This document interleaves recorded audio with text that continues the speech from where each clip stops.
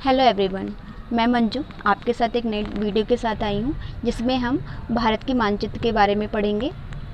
भारत की भौगोलिक स्थिति में महाद्वीप और महासागर के बारे में बात करेंगे।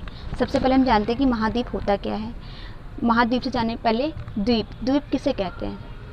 जो वैसा पथरीला चट्टान या फिर पर्वत जो आपका पानी से चारों तरफ से घिरा हुआ होता है, उसे द्वीप कहते हैं। उसी के बड़े रूप को हम महाद्वीप कहते हैं।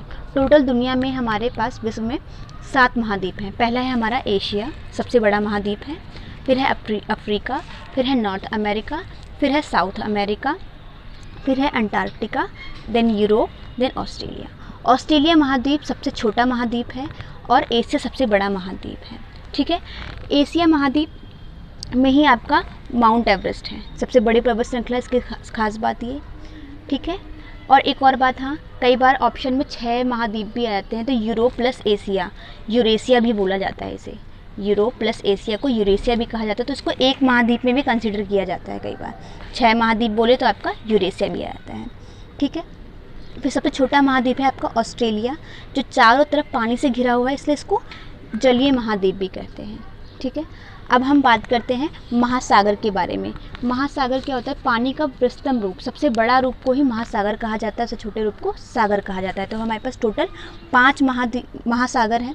सबसे बड़ा महासागर जो है प्रशांत महासागर है, और सबसे छोटा महासागर आर्कटिक महासागर है। सबसे बड़ा प्रशांत महासागर, सबसे छोटा आर्कटिक।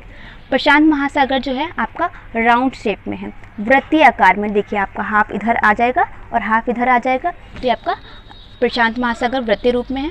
फिर है आपका अटलांटिक महासागर। अटलांटिक महासागर सबसे बिगेस्ट महासागर कहा जाता है। ऐसा क्यों? क्योंकि इसके North America, Europe, South America, Africa, इन सब के बीच में आपका क्या नाम है, बिजनेस होते रहते हैं, व्यापार होता रहता है, तो सबसे बिगेस्ट महासागर कहा गया है। हिंद महासागर आपका ट्रायंगुलर शेप में, चाहे देखिए आप, ऊपर यूरोप है, इधर पश्चिम में अफ्रीका और आपके पूर्व में ऑस्ट्रेलिया, तो ट्रायंगुलर शेप में है, तो त्रिभुजाकार के रूप में है। तो ये आ जाता है आपका क्वेश्चन। कई बार क्वेश्चन आ जाता है कि कौन से महासागर का नाम देश के नाम पे रखा गया, तो आपका हिंद महासागर जो है इंडिया के नाम पे रखा गया, तो आपका हिंद महासागर, इंडियन ओशन इसे ही कहते हैं। और सबसे एक है आपका अंटार्कटिका महासागर, ठीक है। अब हम पढ़ लेते हैं महाद्वीपों के बारे में कुछ पॉइंट्स जो इंपॉर्टेंट है। आपके इस नॉर्थ अमेरिका में आपका यूएसए, जिसकी हम बात करते हैं, जिसका वर्चस्व भी है पूरी दुनिया में अभी। साउथ अमेरिका में आपका सबसे बड़ी लंबी पर्वतमाला है, एंडीज जिसे बोलते हैं, ठीक है। यहाँ पे सबसे बड़ा रेगिस्तान मिलता है हमें, जिसे बोलते हैं सहारा रेगिस्तान।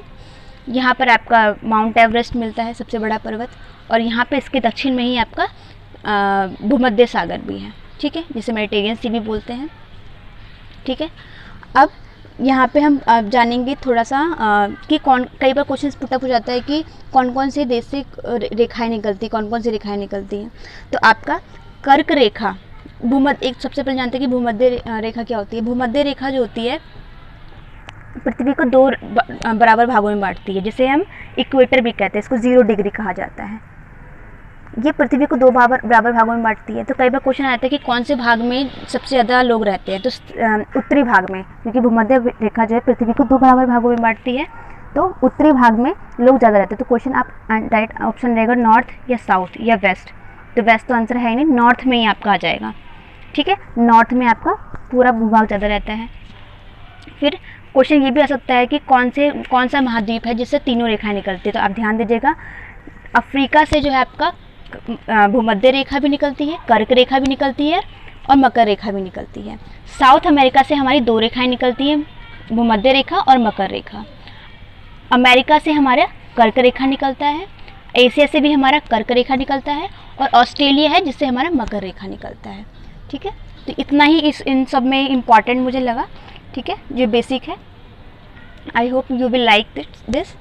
Thank you for listening to me.